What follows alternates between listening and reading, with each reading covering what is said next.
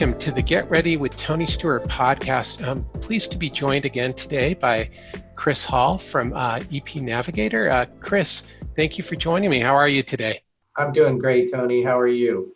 I'm doing great, thank you. Really excited to have you back. Yeah, glad to be here.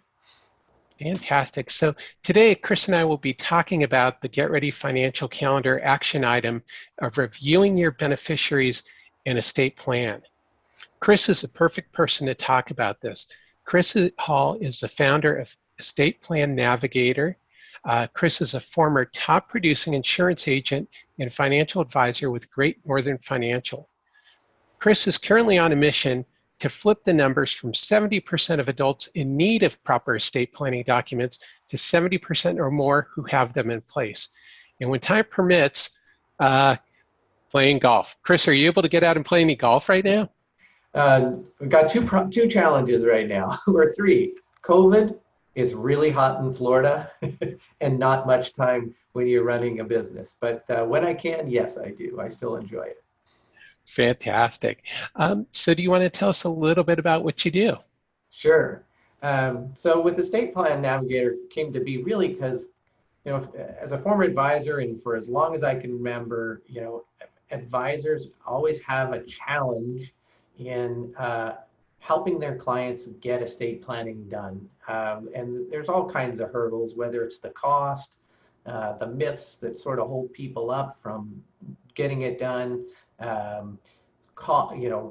complexity, whatever it might be. There's been this challenge around estate planning. And so at Estate Plan Navigator, we provide advisors and fintech solutions with a turnkey estate planning solution. It empowers them to take control of the estate planning process. The platform is paired up with a nationwide network of attorneys, and it's going to allow the advisor to complete a custom estate plan with their client or prospect in real time. And they can do all that and still be compliant and stay away from the unauthorized practice of law issues because of the way we work with our attorneys. Oh, fantastic. Yeah, it's such a great program. I'd encourage anybody listening to check it out, especially if you're an advisor. So Chris, what are the main benefits of having an estate plan? Yeah, it sounds like such a simple question, but really one of the things that people need to be aware of is estate planning is not just for when you die. Having a proper estate plan means you're going to be able to maintain control over yourself, your person, and your estate in the event you're incapacitated or you die. You're going to be able to ensure that your wishes are accurately carried out and your assets go to the beneficiaries you want to have those assets.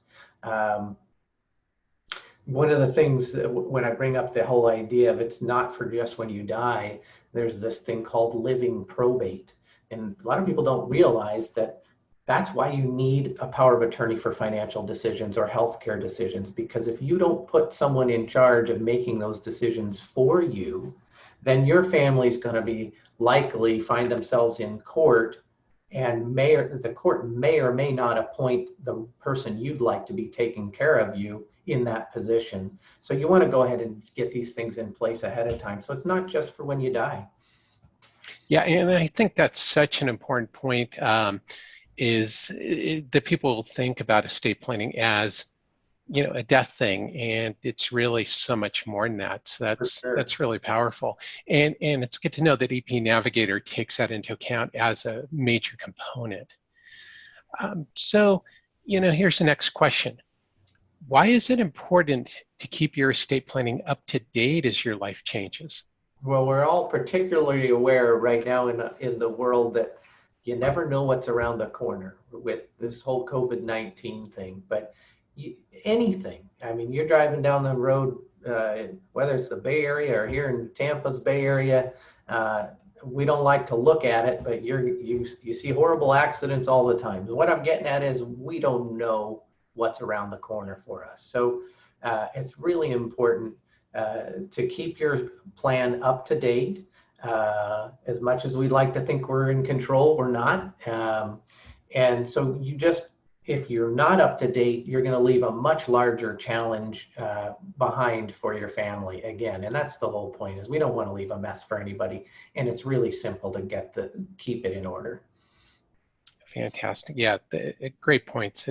Things change, and there's a reason why they're called accidents. If we could plan on them, that'd make things a lot different. It sure would. Definitely. So, with that in mind, how often do you suggest people review an estate plan? Yeah, I think as an agent or an advisor, I'm a former advisor, as you know, Tony. But I think it's a conversation you should be having with your clients at minimum every year. And it may be a very quick discussion if you're doing it every year. It may be as simple as confirming that nothing really has changed, but it tells your client or your prospect that you care, that you're looking out for them. That said, I think beyond that kind of annual conversation, laws don't tend to change very quickly around estate planning. So as far as legal changes, you can go years without needing to make any changes due to law or changes in the law. But I think it's a good idea to have a deep dive every maybe 3 to 5 years, and make sure everything's there and doing what you want it to do. And you, as an insurance professional, Tony, I mean, you got to review those beneficiaries on a regular basis and know what's going on. Definitely. Well, and that's actually my next question is, why should you review the beneficiaries on your life insurance policies and retirement plans? Well, it's kind of, it's very similar to the earlier question about we don't know what's around the corner and what's up. But I think, life goes fast, and, you may have put beneficiaries in place years ago there's a good chance something's different now. So we should be looking at those on a regular basis as well. And you may have something to add there, Tony, just how you deal with your clients and people around reviewing beneficiaries. But you got to keep on top of those. Yeah, and part of what I'm doing with the Get Ready Financial Calendar is I'm urging people to do it once a year, because while every 3 to 5 years, you and I know that that's a great time frame. I think that's partially where, as a financial services industry, we've gotten a little bit off track, is that I think having people do it at the same time every year makes it a little bit more ingrained. It is because, as an insurance agent, I don't know when my clients have changes unless they proactively tell me or I reach out to them. So I think that's a great point, is that you have to do it every so often. Keep it on a regular basis. Yeah. So as we're talking about that, what are some of the issues that people should look for when they're reviewing their estate plans and beneficiary designations? Yeah, that's a great question, because a lot of people you come sit down with the advisor or whoever it might be, and you say nothing's changed, but that's because you don't know what you're looking for. So great point. Right out the gate, first thing I would say is to have a look at your powers of attorney. To a point, this has happened in my family. There's 5 kids. We started to spread out around the country, and so my mother's power of attorney had me as the agent for her health care and my sister second. Well, we both moved thousands of miles away, so that probably isn't the best person. So absolutely look at your powers of attorney. Make sure that the people you want in charge of your finances or your healthcare decisions are indeed the ones that are not only ready and willing, but they're geographically close enough to actually do it and can do it. And then certainly there's a lot of other major life events, like a new marriage or a divorce on the other side. Did you name guardians for minor children? And now, you've had a falling out with that former great friend, or whatever it might be. Check guardianship issues. Are there new children? Did you have children or grandbabies or things like that? Obviously, do you want to change a beneficiary? It would be a big one. Are you a blended family? Have you become a blended family? Mm-hmm. There's some very specific things you need to do around estate planning if you're a blended family. Um, the last couple things I jotted down a couple notes because I had a feeling that question was coming, Tony, but is what if a beneficiary predeceased you? Yeah, Uh, that's a great one. yeah, I mean, it doesn't happen often. I hope it doesn't happen to you parents out there, but it does. So what if we want to address that? And last, and this actually is the number one trigger of a little bit more complex estate for us is if there's a special needs someone, is a beneficiary receiving state or federal aid for a disability. We want to make sure we do the right thing there and so that we don't jeopardize that aid that's going to that beneficiary. We want to make sure that we don't put them in a position where they lose that help that they're getting. So those are probably the biggies Mm-hmm. that people want to pay attention to when they're reviewing their estate plans. And that's one of the things we do with our people is we try and stay on top of that. Well, great. And actually, that's my next question. We're doing great here. We're leading from one question right to the next. Is how does EP Navigator help keep an estate plan up to date? How do you help your clients do these things? Yeah, a couple different ways, Tony. Obviously, we have a network of attorneys throughout the country, and that we have attorneys in each state, and part of their job is to make sure we're on top of legal changes in that state. And so the standpoint of the language that's in the customer or the client's document, we watch that and we will update people on a regular basis. A good example of that is the Secure Act. This Mm-hmm. went into effect this January. Some changes around how we treat qualified accounts. And so we were right on top of that. We made the adjustments, and then if anybody needed to have their plan updated, we take care of that for them.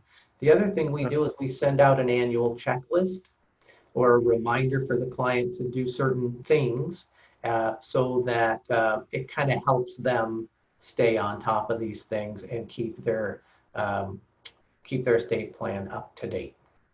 Fantastic. I think that's an important point is so often, and especially, you know this coming from the insurance business, is people do these things and then they think they're done with them. Right. When so many of these things are living documents or living services. So that's great to hear you guys are doing that. Yeah, and if I could add one more thing to that is they are living, but I've found over the years, and it's been more than I want to say now, but 20 plus years, there's a big myth out there that once they put their estate plan in place that it's going to be expensive or complicated or both to keep it up to date. It really isn't. And as you know, Tony, with our platform, it's very simple to keep up to date. Making changes is simple. It's inexpensive. Amendments currently cost just $150. So yeah, there's the idea that once you have your plan in place, it's going to somehow tie your hands and make day-to-day life more complex. I want to make sure people understand that's not the case. Once it's in place, life goes on as normal, and maintenance is actually pretty darn easy.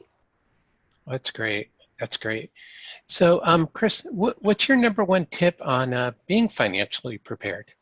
Yeah, you did share that question with me early, and I knew it was coming. And I'm just going to go with the very first thought I had on that, and maybe it's a little bit what do you call it I'm not trying. I don't want to make it about me, but for me, by far is save your money, because I was a horrible saver as a young person. I think I've gotten much better at it, but boy, once you can create that habit, it makes a huge difference. And in addition to that, people really need to take advantages of service and the knowledge of others, like your Get Ready program, and take advantage of those, put those in place, because like you said earlier, is your program is going to have people doing this on a regular basis and keeping their financial house in order on a regular basis. And that's going to give people a real peace of mind,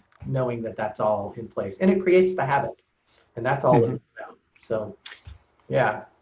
No, that's a great tip, and I think that's where it all starts. Because if you're not saving anything, you're not going to have anything really do estate planning about, or That's insurance right. policies or retirement plans. So you have to, as with anything, you have to start with the fundamentals Right. before you can get to the big stuff. Yeah, I mean, for some people, it's interesting. We know we hear our watch our families or our own children grow up sometimes, and you see the personality differences. This one's a saver, this one's a spender. Well, I was that spender. Hmm. That you become a saver, and it's not easy, but it really it's a life changer once you get there. 100% agreed. That's a great tip. So, Chris, where can people learn more about you and EP Navigator? And this will be in the show notes as well. Sure, no problem. Pretty simple. It's just epnavigator.com. And if you can see us there when you land on that website. If you're a financial advisor or insurance agent, there's a separate button up top to hit that says advisors. And that'll take you to a whole new section. But there's lots of great content there, and you can check us out at epnavigator.com and my profile on LinkedIn. Fantastic, Chris. Well, thank you so much again for joining us again on the Get Ready podcast. Absolutely. It was a Great. pleasure to be with you, Tony. As always, it's always fun. Definitely. Well, have a good day. All right. And thank you, everybody, for tuning in to the Get Ready with Tony Stewart podcast. Please remember to subscribe. Until next time.